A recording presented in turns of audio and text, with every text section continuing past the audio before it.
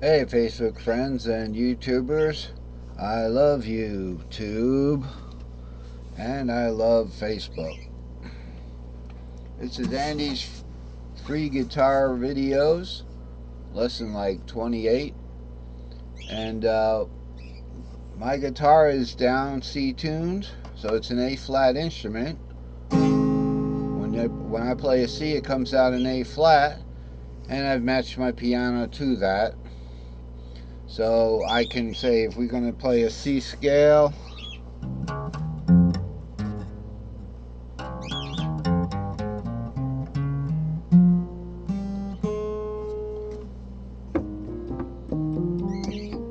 that actually started on an E, so it was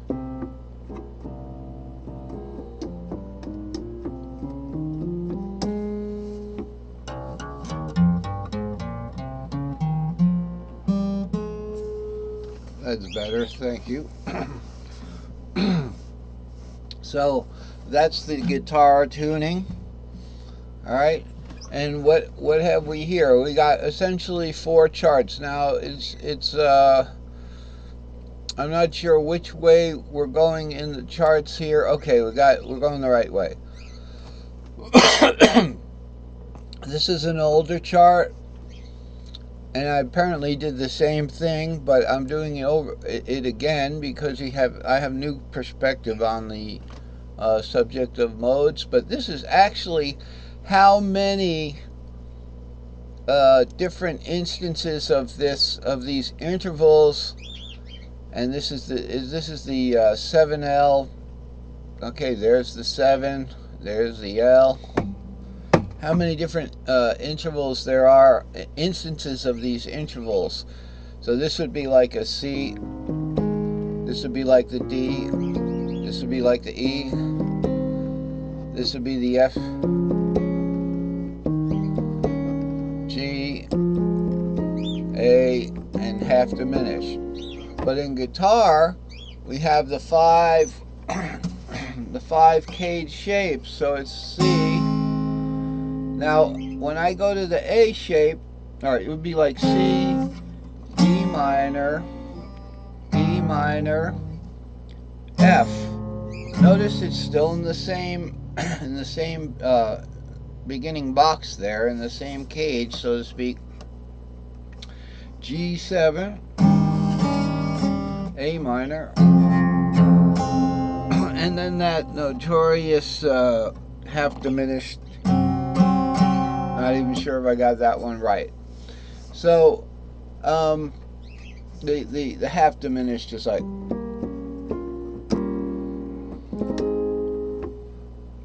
now when you see the A up here, here's your cage, C, A, G, E, D. Okay? The A doesn't necessarily, in this case, because it's in the key of C guitar, where this funky piano down here shows that the root, this is the C key on the guitar, you can see it. It's shaped kind of like the C key. Now the D key is the only key that's actually symmetrical. So it's got bilateral symmetry. The E key is like going towards the left there, and it's green. The right, going towards the right is the F. Okay, the G is the red key, but it's not symmetrical. Okay, it's actually got a different cut to it on each side, and same thing with the A key. However, in between here, okay, the A flat key is the only symmetrical black key. The D key is the only symmetrical. So you could do it by shape. The only symmetrical ivory key, whatever it is. All right. So according to this little diagram here, this makes all this in the key of C. So all of these chords, these cages, we'll call them cages, are in the key of C. So this A isn't this A. So the C is this C. Okay, so this C is this C. The 3 is the open string.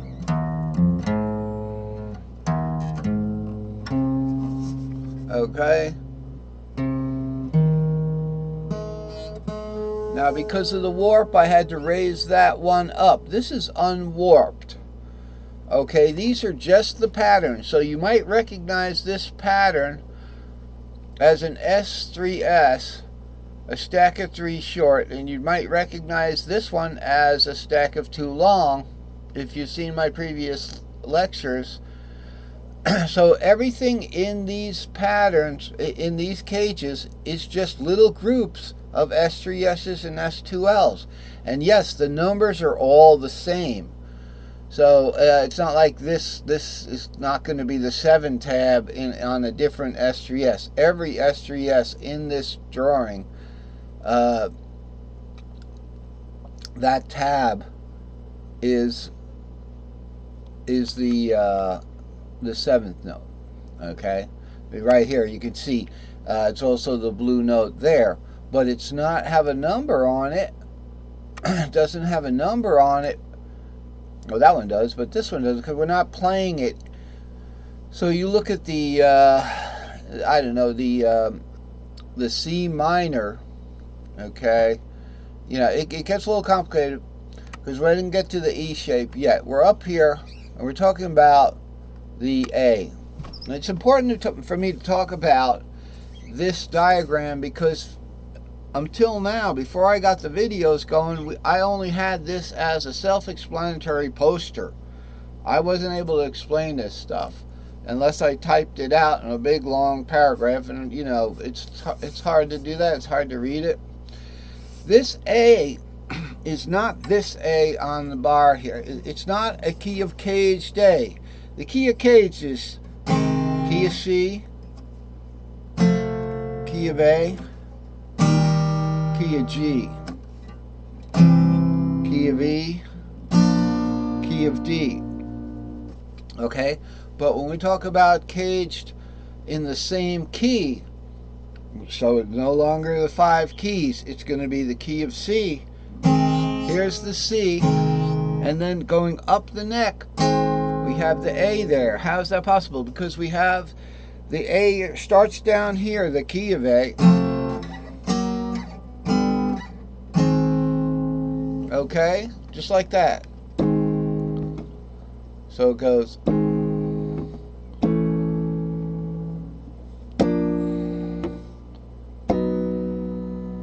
Kind of thing. What am I trying to show? Oh yeah, going from the key of C to the key of A to the key of C, it's just like. Okay, I tried to do it in second inversion. Lost my place there. So we just bring that A up to here. That is what we're talking about, this A. Alright, and then similarly, the G is the next one in the cage. Okay, so we've got that there, and then the next one in the cage, and this is just preliminary stuff, is the E-shaped key of C. Now remember, that started down here, way down here, our friendly neighborhood E. And we're bringing it all the way up here.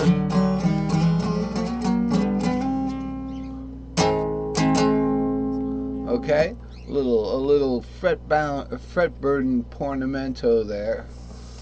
And then last but not least, the key of D. Now again, you look at this and you say, this does not look like my D. Why not? Okay, well, I've already explained that we have the S3S here, and we have the S2Ls, and that's all it takes to put together any of these shapes. Any of them. Okay? And every one of them is going to have the blue tab there. Every one of them is the same. It's the 3, 4, 5, 6, 7 root of the key of C, so the colors are accordingly. And the 2, 3, 4, 5, 6, 7 root 2 of the key of C. You just put together the